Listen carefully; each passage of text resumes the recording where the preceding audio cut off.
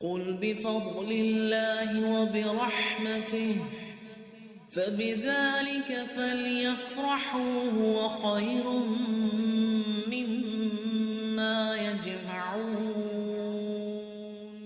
جو شخص نیک عمل لائے گا اسے اس سے بہتر بدلہ ملے گا اور وہ اس دن کی گھبراہٹ سے بے خوف ہوں گے، اور جو برائی لے کر آئیں گے وہ اوندے منہ آگ میں جھونک دیے جائیں گے، صرف وہی بدلہ دیے جاؤ گے جو تم کرتے رہے ہو۔ تو دعا کیجئے کہ اللہ اچھے عمل کرنے کی توفیق دے۔ دیکھیے کتنے خوش قسمت ہیں مسلمان، اللہ تعالیٰ نے آپ کے میرے لیے دنیا میں ہی پرچے کھول کے رکھ دیے۔ کم سے کم نیکی کرو گے اللہ 10 بدلے دے گا۔ سورۃ انعام 160 میں ہم پڑھ چکے عشر امثالھا۔ تو آج نیکیوں کو ہلکا نہ جانیے، آج نیکیاں لیجئے، نیکیاں دیجئے، دعائیں دیا کریں ایک دوسرے کو، اللہ آپ کو نیکی دے۔ اور جب اللہ کے سامنے پیش کریں گے نا یہ ٹوٹی پھوٹی، تو اللہ تو اپنی شان کے مطابق اس کو 700 گنا کیا بغیر حساب پہ کر دے۔ انما یوفی الصابرون اجرہم بغیر حساب۔ تو اللہ سے کہا کرے کہ اللہ میں بغیر گنے نیکیاں کروں گی، ناپ ناپ کے نیکیاں نہ کریں، تول تول کے نہ کریں، کل اللہ تعالیٰ آپ کی زندگی خیر سے بھر دے گا۔ اور ہمارے سلف صالحین کہا کرتے تھے کہ نیکی کا بدلہ مزید نیکیوں کی صورت میں ملتا ہے۔ یہ بھی نیکی کے ثواب میں سے ہے کہ ہر نیکی کے بعد آپ کو ایک اور نیکی کرنے کی توفیق مل جاتی ہے، اور برے عمل کی سزا کیا کہ اس کے بعد انسان ایک اور بریائی میں گرفتار ہوتا ہے۔ ابن تیمیہ رحمہ اللہ کا یہ قول ہے، کیا سچ نہیں ہے؟ کیا ہر گناہ کے بعد ایک اور گناہ آسان نہیں ہو جاتا، اور ہر نیکی کے بعد آسان نہیں ہوگی؟ تو یہ ایک اللہ تعالیٰ کی شان ہے کہ اللہ تعالیٰ بندے کی کوششوں اور قربانیوں کے بعد کی بھی نیکیوں کو اس کے لیے دنیا میں بھی آسان کر دیتا ہے۔ اور یاد رکھیے جس طرح ہمارے بھائی بہن ہوتے ہیں نا، اس طرح نیکیوں کی بہنیں اور گناہوں کے بھی بہن بھائی ہوتے ہیں۔ یہ ایک پورا معاملہ چلتا ہے۔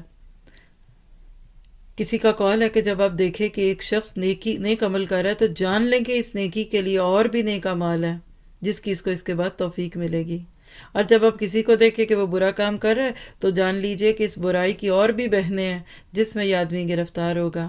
ایک نیک عمل اپنے جیسے دیگر اعمال کی رہنمائی کرتا ہے، اور ایک برا عمل اپنے جیسے برے اعمال کی رہنمائی کرتا ہے۔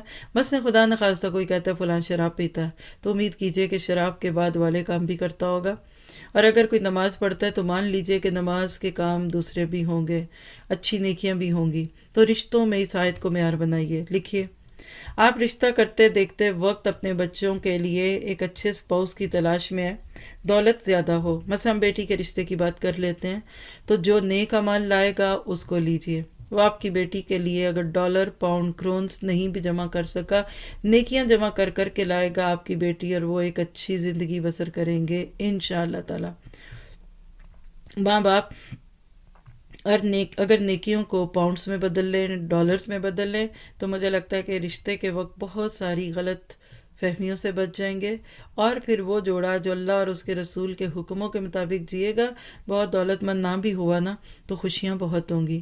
یہاں گھبراہٹوں کی بات ہے تو دعا کرتے ہیں کہ اللہ جو جوڑے آپس میں پریشان ہیں اور واقعی دین کی دوری ہے اس کی وجہ، وہ دونوں مل کر دین کا سفر آگے طے کریں۔ اگر کسی سسٹر یا کسی بردر کے گھر میں بے چینی ہے تو اس کے لیے بھی اس میں یہی گائیڈ لائن ہے کہ آپ ساتھ مل کر دین سیکھیے۔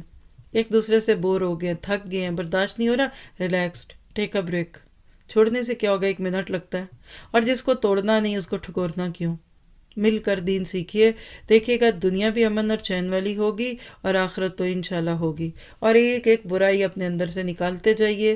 بعض برائیاں ظاہر نہیں لگتی لیکن اصل میں ان کا شوہر بیوی کے تعلقات کے بگاڑ کے اندر بہت بڑا حصہ ہوتا ہے۔ اتنا قربت کا تعلق ہوتا ہے، ذہنی قربت، روحانی قربت ہے، نفسانی طور پہ انسان قریب ہوتا ہے۔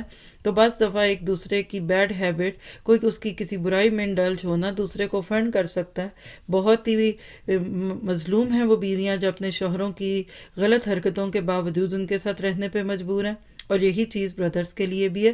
تو کیا کریں پھر، چھوڑ دیں؟ نہیں، اپنے ماں باپ کے فیصلوں کا احترام کیجیے، بس انہی کو لے کر نیکیوں کی طرف چل پڑے، اور یہ اللہ تعالیٰ کی سنت ہے۔